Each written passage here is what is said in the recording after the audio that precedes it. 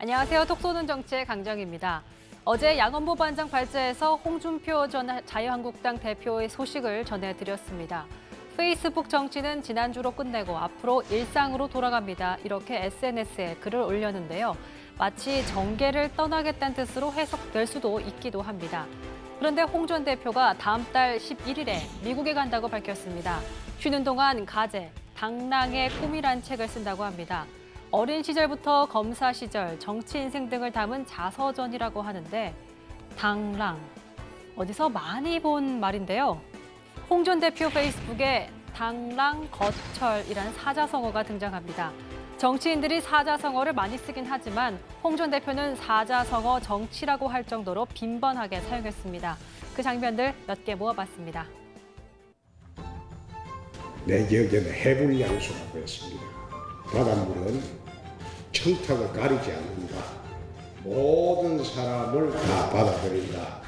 내년에 우리 슬로건은 성풍파랑으로 정했습니다. 바람 타고 큰 바다를 헤쳐나가는 성풍파랑으로 슬로건을 정했습니다.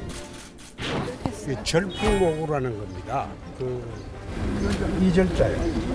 즐거울 때 절풍목우라는 겁니다. 네, 보신 것처럼 홍 전 대표는 정말 사자성어의 달인이라고 할 수 있겠는데요.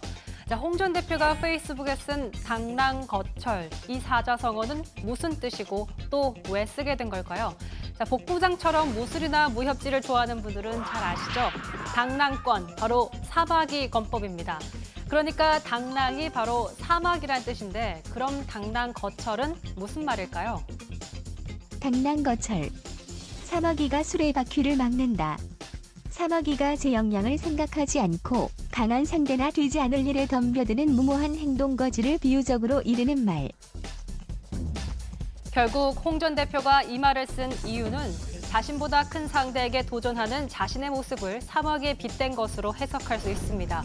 홍 전 대표는 자신을 다시 보고 싶다는 지지자에게 당랑의 꿈은 포기하지 않는다라고 댓글을 달기도 한 걸 보니까 정계를 완전히 떠나겠다는 건 아닌 것 같습니다.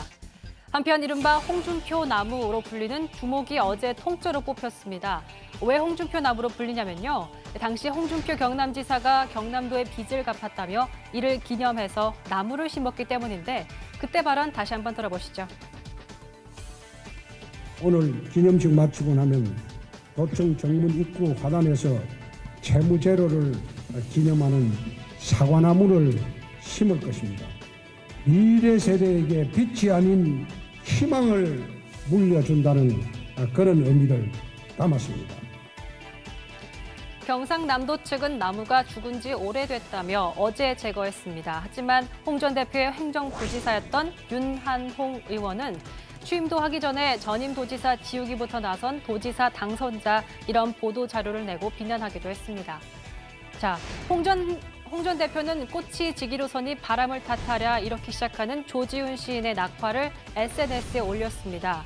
뭔가 의미심장한데요.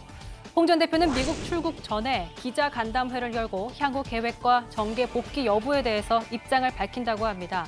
과연 홍 전 대표가 말하는 당랑의 꿈은 어떤 꿈인지 지켜봐야겠습니다.